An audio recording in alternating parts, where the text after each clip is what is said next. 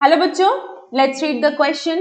The question says, explain what is referred to as G77 countries. तो G77 countries से आप क्या समझते हैं, ये पूछा है.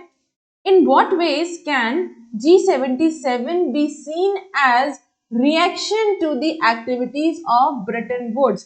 किस तरीके से इस G77 को देख सकते हैं कि ये एक रिएक्शन था ब्रिटेन वुड्स ट्विंस के लिए. ठीक है, चलिए देखते हैं आंसर क्या है. G77 is a group of developing countries. ये जो G77 है इसका मतलब है ग्रुप ऑफ 77 कंट्रीज. तो ये जो ग्रुप था इसमें 77 कंट्रीज का ये ग्रुप था और ये सारी कंट्रीज डेवलपिंग कंट्रीज थी that demanded a new international economic order.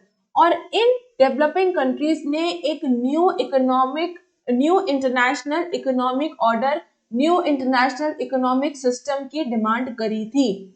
क्योंकि ब्रिटेन वुड्स ये डेवलप कंट्रीज ने इसकी डिमांड करी थी और इसको ऑर्गेनाइज एस्टैब्लिश किया था जिसमें आईएमएफ और वर्ल्ड बैंक था. तो डेवलपिंग कंट्रीज ने अपने इंटरेस्ट के लिए न्यू इंटरनेशनल इकोनॉमिक ऑर्डर की डिमांड करी थी to get real control over their natural resources. अब इस डिमांड में क्या क्या था, इस डिमांड करी क्यों थी? ताकि जो उनके नेचुरल रिसोर्सेज हैं उनके ऊपर इन डेवलपिंग कंट्रीज का रियल कंट्रोल आ जाए. मोर डेवलपमेंट असिस्टेंस, डेवलपमेंट में और ज्यादा सपोर्ट मिले, कंट्रीज अपने आप को जो डेवलप कर रही हैं उनको सपोर्ट मिले. Fair prices for raw materials, कच्चे माल के सही दाम मिल सके. And better access for their manufactured goods in the markets of the developed countries. और इन डेवलप कंट्रीज में उन्हें अपने मैन्युफैक्चर्ड गुड का एक मार्केट भी मिल सके जहां वो अपना सामान बेच सके. ये सारी चीजें डेवलपिंग कंट्रीज ने डिमांड करी थी this in new international economic order में. द ब्रिटेन वुड्स ट्विंस में कौन कौन सी दो ऑर्गेनाइजेशन है? International monetary fund IMF and world bank were established by the developed countries. इस ब्रिटेन वुड्स ट्विंस को किसने एस्टैब्लिश किया? डेवलप्ड कंट्रीज ने एस्टैब्लिश किया. काहे के लिए? To meet their financial needs. अपनी जरूरतों को, अपनी फाइनेंशियल नीड्स को पूरा करने के लिए डेवलप्ड कंट्रीज ने इस ब्रिटेन वुड्स ट्विंस को एस्टैब्लिश किया था.